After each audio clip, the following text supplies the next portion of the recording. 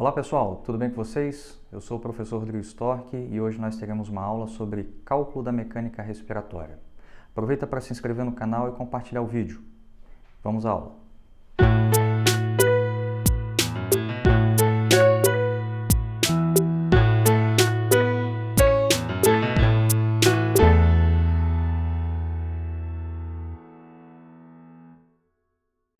Muito bem, hoje a gente vai ver como calcular três variáveis da mecânica respiratória para a utilidade das mais diversas, tá? Especialmente para ventilação mecânica, tá bom? Antes da gente entrar no método especificamente, todo método de medida, todo método de medida tem algumas premissas e tem alguns pré-requisitos, tá? Um dos métodos mais utilizados para a medida da mecânica respiratória é o método da oclusão rápida, o método da oclusão rápida das vias aéreas ao final da inspiração, tá bom? E é com esse método que eu vou mostrar aqui para vocês como é que a mecânica respiratória pode ser calculada, tá? Nós temos aqui uma representação mecânica do sistema respiratório, tá? Isso aqui já foi explicado em outras videoaulas aqui no canal. Então, nós temos aqui em cima uma barra fixa que está conectada a uma barra móvel. A distância entre essas barras representa o volume, tá? E elas estão conectadas por meio de um amortecedor, que representa o componente resistivo, por meio de uma mola, que representa o componente elástico, e por meio de um conjunto de mola e amortecedor ligados em série, que representa o componente viscoelástico, tá? E aqui embaixo a gente tem um gráfico, esse gráfico ele vai se formar agora, tá? Em que nós temos a relação da pressão aqui no eixo Y com o tempo no eixo X. Então, para a realização do método, a gente precisa, tá, desse método, a gente precisa que o volume seja um volume conhecido, a gente precisa que o fluxo aéreo seja um fluxo constante, tá? No ventilador mecânico, normalmente as pessoas chamam o fluxo aéreo constante de fluxo quadrado, tá? Ou quadrático. Então é só escolher essa opção, tá bom? E é necessário também que o equipamento que você está usando permita a realização de uma pausa inspiratória. E um outro ponto muito importante, o paciente precisa estar em modo ventilatório controlado, tá? Em modo ventilatório controlado. E para a realização desse método, a modalidade ventilatória precisa ser a modalidade de ventilação controlada a volume, tá? Porque nessa modalidade a gente consegue conhecer o volume e manter o fluxo constante. São os pré-requisitos para a realização desse método, tá bom? Então vamos lá, vamos ver como é que isso vai acontecer. Então, o indivíduo vai inspirar e vai receber uma pausa ao final da inspiração. Vamos acompanhar aqui como é que isso vai se desenvolver. Então, o indivíduo inspirou. No momento que ele inspirou, o volume aumentou e a pressão subiu.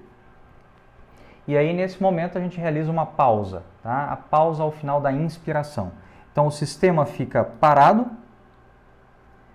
e aí a gente observa uma queda rápida de pressão seguida por uma queda lenta. E aí, depois de um tempo, tá, minimamente 2 segundos de pausa. Tá? Então, ao final dessa pausa, a gente vai... Então, a via aérea do indivíduo vai ser liberada e então ele vai expirar. O volume sai e a pressão cai. Tá? E aí, a gente vai usar esse gráfico aqui para poder fazer a extração das informações necessárias para o cálculo da mecânica respiratória. Tá bom? Então, nesse gráfico aqui, a gente observa, nessa parte de cima, a famosa pressão de pico, ou seja, a pressão máxima obtida. Tá? A gente tem, nesse ponto aqui, que é um ponto de equilíbrio das pressões, nós temos a famosa pressão de platô, que representa, né, a pressão no componente elástico. Né? Nós temos aqui, na transição de uma queda mais verticalizada para uma queda lenta horizontalizada, nessa transição a gente tem o que nós chamamos de ponto de inflexão, ou seja, pressão no ponto de inflexão. Tá?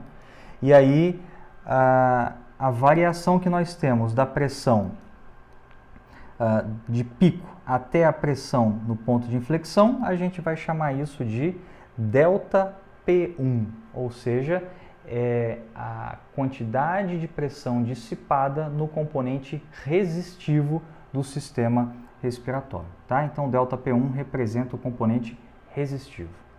E a variação de pressão que nós temos do ponto de inflexão até a pressão de platô, a gente vai chamar isso aí de delta P2, ou seja, a dissipação de energia que ocorre no componente viscoelástico do sistema respiratório, tá bom?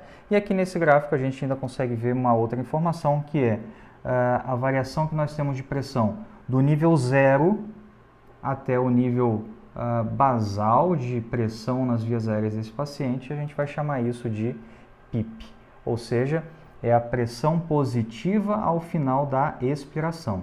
Pressão positiva porque ela não veio ao zero, ela ficou acima de zero, tá bom? Então, é desse gráfico que a gente tira as informações necessárias para calcular a mecânica respiratória. Joia? Então, vamos ver aqui como é que a gente calcula isso na prática, lá na beira do leito. Então, primeiramente, o que é que a gente vai calcular e o que a gente vai medir? A gente vai fazer isso com 3 variáveis. A gente vai medir a complacência, a gente vai medir a resistência e a gente vai calcular, por fim, a constante de tempo.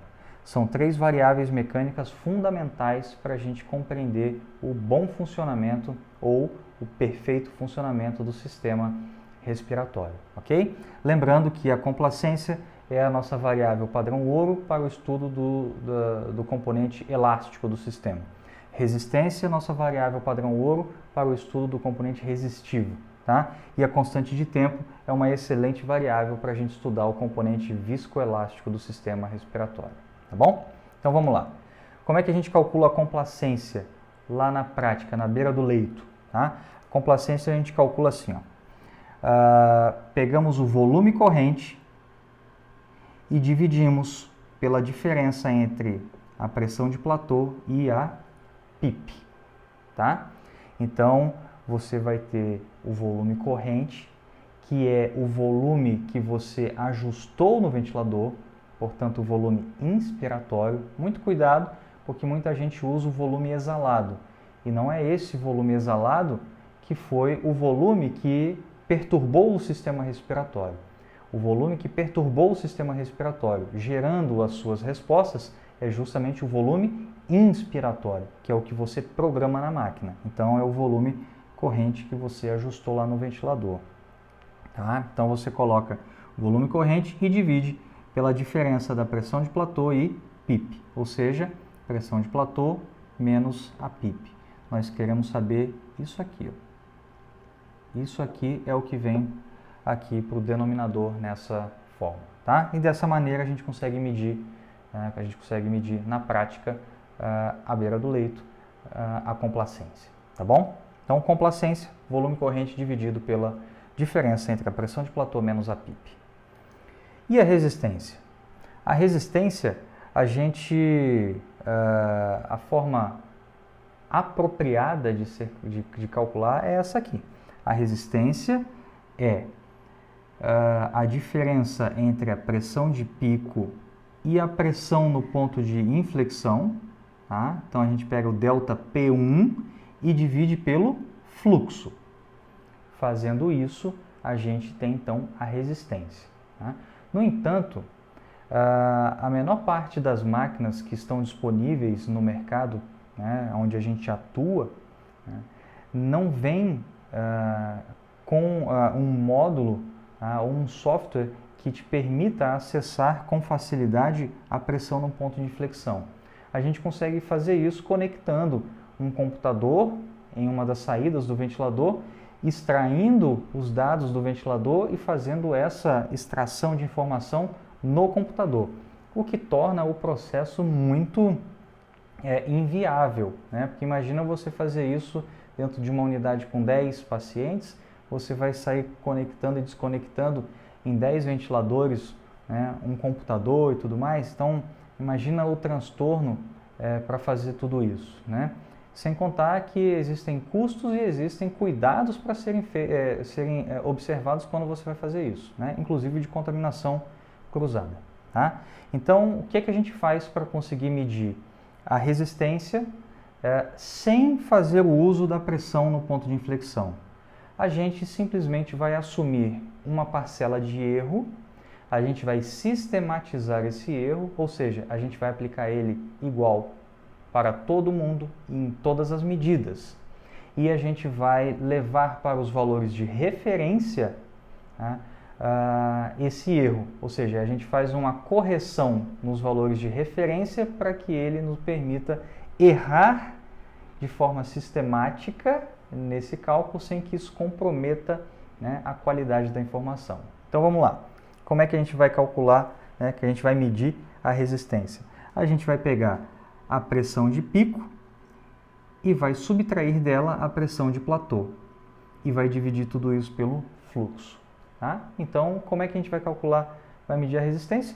Pressão de pico menos a pressão de platô dividido pelo fluxo e ponto final. Você não terá a resistência no seu valor exato, pleno, tá? Mas você vai ter uma resistência muito próxima da realidade, tá? E essa diferença pelo erro assumido é compensado no valor de referência da resistência. Tá? Então, na prática, lá na beira do leito, essa aqui é a maneira que nós utilizamos para calcular a resistência. Tá bom? E existe uma terceira variável que a gente calcula, que ela é muito importante, muito embora seja muito desprezada pelos colegas aí, que estão na prática clínica, né? Desprezam muito essa variável, mas é uma variável muito importante, tá? Extremamente importante, que é a constante de tempo. A constante de tempo ela é calculada pelo produto da resistência e da complacência, ou seja, se você já mediu a complacência e a resistência ali atrás, basta você multiplicar uma pela outra e você tem acesso então à constante de tempo. Mas atenção, porque a constante de tempo ela é uma variável que a gente normalmente mensura em segundos. Tá? A resistência é uma variável que normalmente a gente mensura em centímetro de água por litro por segundos. Enquanto que a complacência a gente calcula ela em mililitros por centímetro de água. Então a gente precisa tomar cuidado com a unidade de medida. Tá? Por quê? Porque se você reparar bem, o componente pressórico está na mesma unidade, centímetro de água, mas a unidade de volume está diferente. Uma está em litro e a outra está em mililitro. E aí, se você simplesmente multiplicar a resistência pela complacência, você vai ter um valor de constante de tempo que não é o valor correto, não é o real. E aí, para a gente resolver isso e ficar muito mais simples de conduzir, é só a gente pensar o seguinte: a constante de tempo é o produto da resistência vezes a complacência dividido por 1000. E aí, quando a gente divide por 1000, a gente está ajustando a unidade de medida. E aí está tudo resolvido e fica fácil de fazer isso à beira do leito. Tá? Então, lembrem, precisa acessar essas três informações: complacência, resistência e constante de tempo. Tá bom? Gostaram do vídeo? Dê o seu like e deixe seus comentários. Isso é muito importante para mim. Aproveite e assista os outros vídeos do canal. Um forte abraço e até o próximo vídeo.